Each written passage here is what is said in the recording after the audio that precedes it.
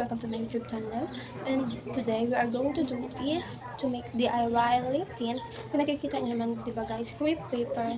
Kasi nagamit ko na siya. Kung nakikita niyo naman, di ba, dry yung lips ko. So may bottle pala ako dito na maliit and tubig.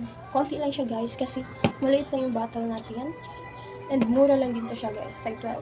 Natin is hahatiin natin to siya kasi madami na talaga. Dito. Para hindi siya sayang guys.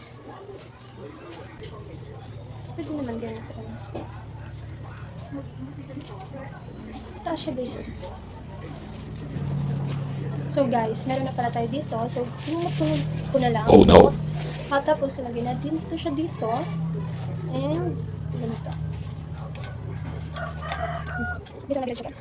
Antayin natin siya. I-shake natin ito na guys. Then naman guys, So ngayon guys, natapos na natin ito siya. Lagyan na natin ito siya dito.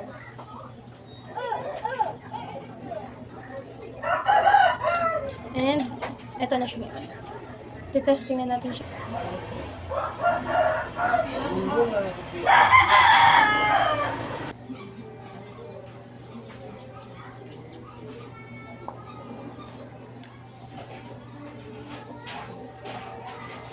So, eto pa siya guys. Gamit itong crepe paper na tag 12 pesos lang siya guys. Kita niyo naman, diba guys? Ayun guys, so dito lang pala tayo nagtatapos and thank you for watching. Bye-bye!